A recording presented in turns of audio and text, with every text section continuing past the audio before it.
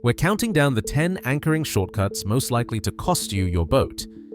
From familiar hardware store shackles that shatter without warning, to so-called industrial parts that seem strong but explode under a wave's shock load, each entry on this list shows how one weak link can turn a quiet anchorage into a salvage operation.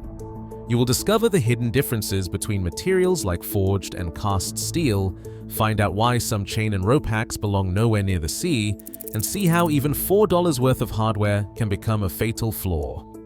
Which hardware hack is quietly waiting to fail under your deck? Let's start with number 10, the everyday shackle with a deadly secret. The most common trap sits right at the bow, a hardware store shackle cast from malleable iron, bought for the price of a sandwich.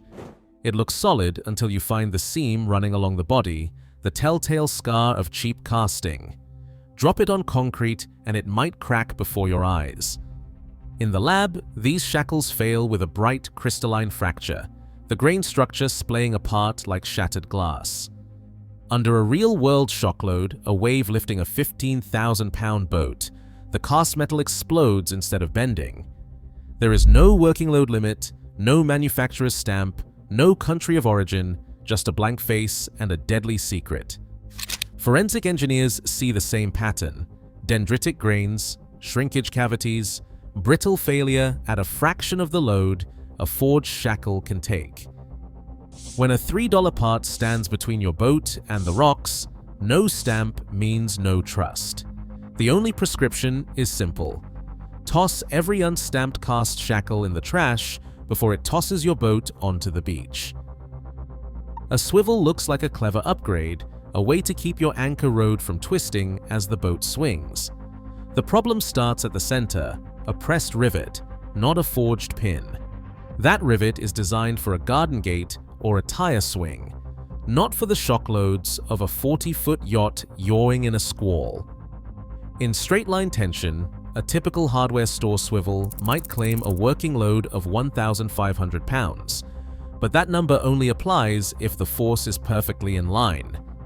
The moment your bow swings and the load shifts off axis, 30 or 40 degrees, as happens every time the boat sails at anchor, the body tries to pry itself apart.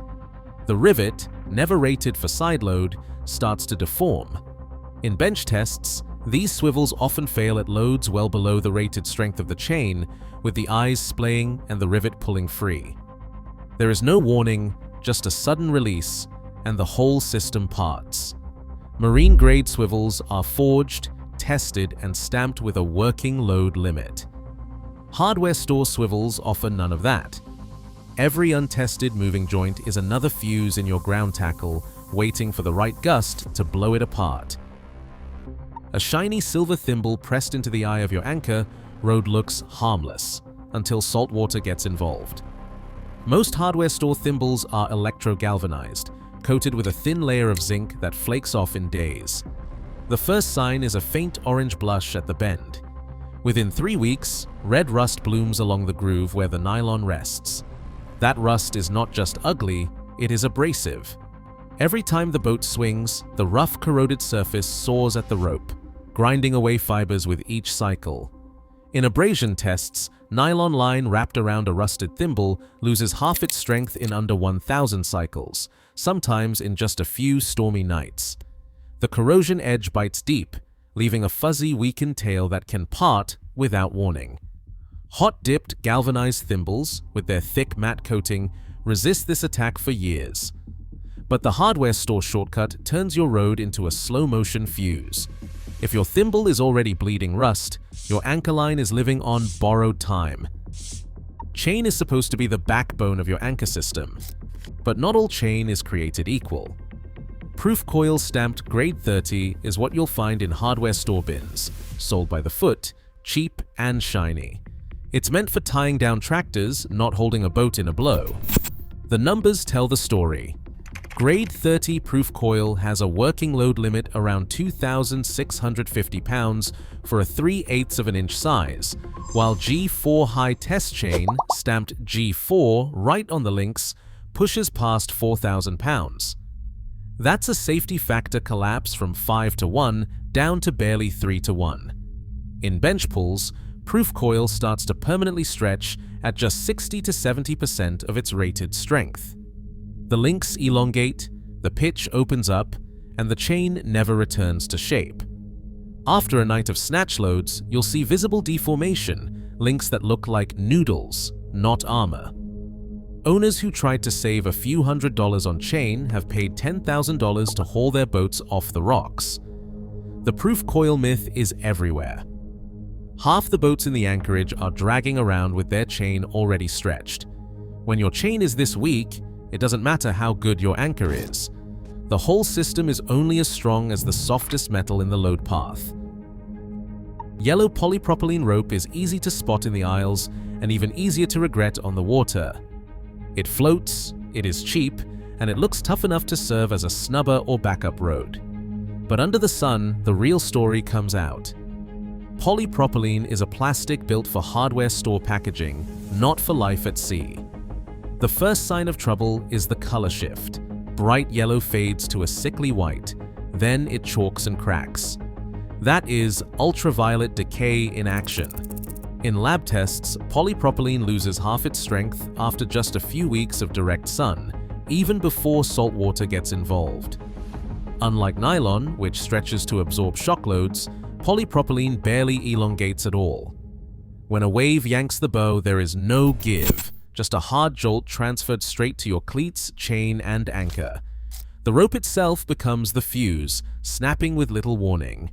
Because it floats, there is another hazard.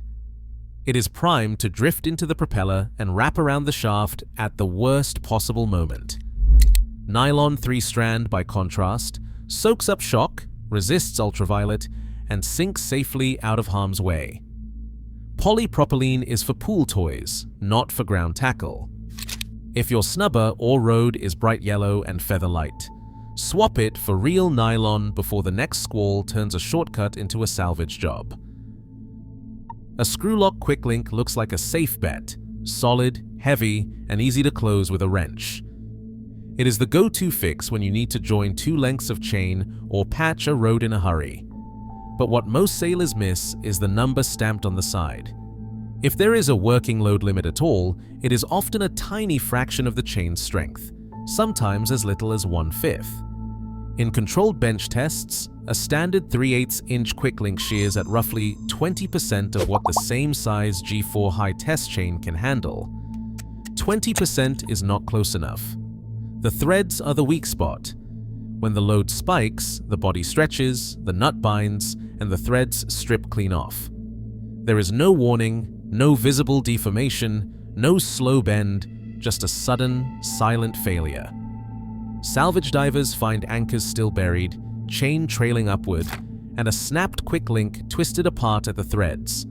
That is the fuse in your system. The entire strength of a forged chain brought down by a $4 connector. Every time you add a quick link, you are not just making a connection, you are building in a deliberate point of failure.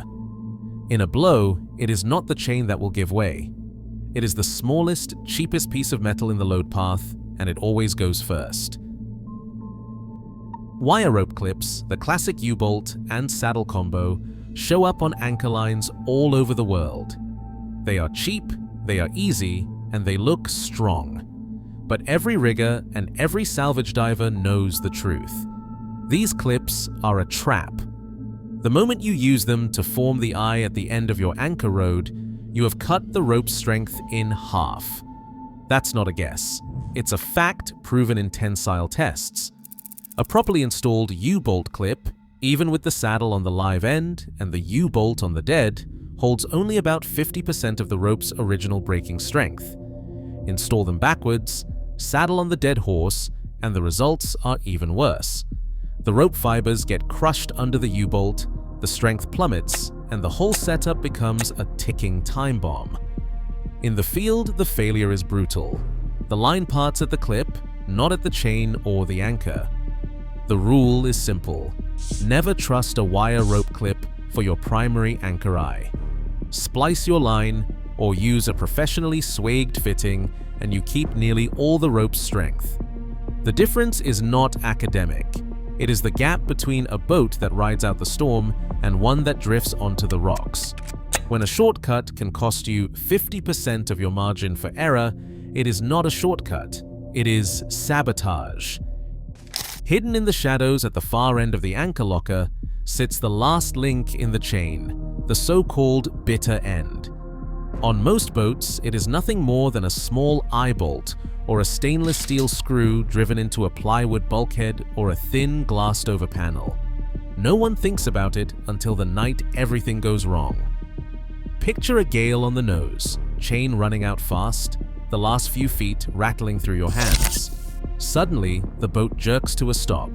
All that force, thousands of pounds of it, slams against a fastener rated for maybe 400, maybe 700 pounds on a good day. In real-world engineering tests, a number 12 wood screw in 3/4-inch marine plywood pulls out at just 200 to 500 pounds. Even a 1/4-inch eye bolt shears or rips free below 800 pounds if it is not backed by a massive plate. Wet wood, delaminated glass, or a bit of rot, and those numbers drop by half. Now add the physics. When the chain runs out and the boat is still moving, the load is not gentle. It is a shock, 5, 10, even 50,000 pounds for a 40-foot cruiser in a blow. That little screw does not stand a chance. The chain rips free, the anchor and rode vanish overboard, and you are left adrift in the dark. Salvage divers find the evidence, a twisted eye bolt still hanging from a splintered locker wall, the chain long gone. Forensic reports show that in up to 1 in 5 ground tackle losses, the failure happened not at the anchor, not at the chain, but inside the hull, where no one looked. The fix is simple and brutal. Through bolt, a stainless pad eye, 1/2 inch minimum, with a hefty backing plate that spreads the load across a wide swath of plywood or laminate. The attachment needs to match or exceed the working load limit of your chain, at least 7,000 pounds for 3/8 inch G4. Anything less is a time bomb waiting for the night you need it most. Go below and look at your bitter end. If all you see is a tiny screw or an eye bolt with no backing, you are betting your boat on a piece of hardware that would not pass muster in a backyard swing set. Anchoring isn't just about the metal you buy, it is about the physics your boat creates the moment the wind comes up. The oldest lie in the anchoring book is that heavy chain means you can get away with short scope, 3-to-1, maybe 4-to-1, because the weight of the chain will keep you safe. But when the weather turns, that curve of chain, the catenary, flattens out in seconds. Every gust, every wave that lifts the bow, snaps the road bar tight. Now, instead of a gentle sideways pull, your anchor is being yanked straight up, as if by a crane. This is where the numbers get brutal. A 10-ton boat sitting quietly might only put 1,000 pounds of steady load on the road.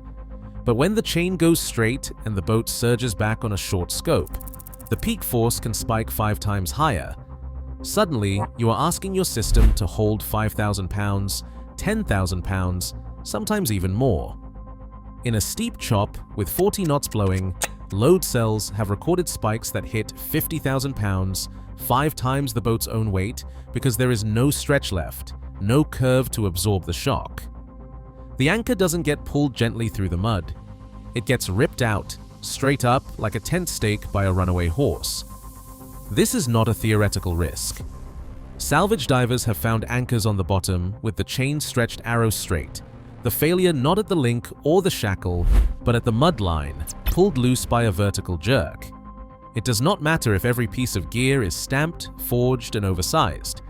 If you try to anchor a 15,000-pound boat on 3-to-1 scope in a storm, you are betting the farm on a physics trick that only works when the chain hangs slack. The prescription is simple: 7-to-1 minimum when the wind is up, more if you can. Scope is not a suggestion. It is the only thing standing between your boat and the rocks when the sea decides to test your math. A boat's fate is sealed long before the wind rises, by the anchor sitting at the end of the chain. The most dangerous shortcut is not a shackle or a link, it is the anchor itself. On too many 40-foot cruisers, the main hook is a 35-pound CQR, a design from the era of cotton sails and wooden spars. It feels heavy in your hands, and in a flat calm, it will hold just fine. But when the sky turns black and the wind jumps from 15 to 45 knots in a single squall line, that old plow is outmatched. The numbers are brutal. A 40-foot, 15,000-pound hull in 40 knots of wind puts over 3,000 pounds of steady load on the road. When the bow yaws or a wave lifts the chain bar tight, snatch loads can spike to 6,000 or even 10,000 pounds, more than 3 tons, delivered in a heartbeat. In well-packed sand, a 35-pound CQR might hold just over 3,000 pounds before it starts to creep. In soft mud, it can let go at less than half that. As soon as the anchor starts to plow, it never recovers its grip. The boat is already moving, the chain is straight, and the only thing left is the sound of hull on stone. Modern anchors, Rockner, Spade, Mantus, double or triple the holding power for the same weight. A 55-pound new generation anchor, sized up 1 or 2 notches from the old tables, can bury itself so deep in mud or sand that the winch groans before the anchor budges. In test beds and real storms, these anchors hold fast at loads that send legacy plows skating sideways. They reset instantly after a wind shift, instead of dragging for yards before biting again. There is a reason every insurance survey and storm prep guide repeats the same line: size your anchor for a hurricane, not a picnic. The difference between a beached hull and a boat that rides out the night is often just 15 extra pounds of steel and a shape that bites and holds. The anchor is not just another link in the system, it is the foundation. Every forged shackle, every stamped chain, every oversized pad-eye means nothing if the anchor at the end is a relic from a gentler age. Go to the bow. Look at the metal. If your anchor looks small for your boat, or if you are trusting your home to a 35-pound plow in a 40-foot squall, you are betting the boat on a fair weather fantasy. Upgrade the anchor. Sleep through the worst night the weather can throw at you. Across all 10 failures, one pattern stands out. Every shortcut in your anchoring system becomes a breaking point when the sea tests it. The difference between forged and cast, stamped and unmarked, isn't academic. It is the line between safety and disaster. Anchoring isn't about saving money. It is about surviving the night. Trust the metal, not the myth. What is the worst hardware fail you have seen? Let me know below.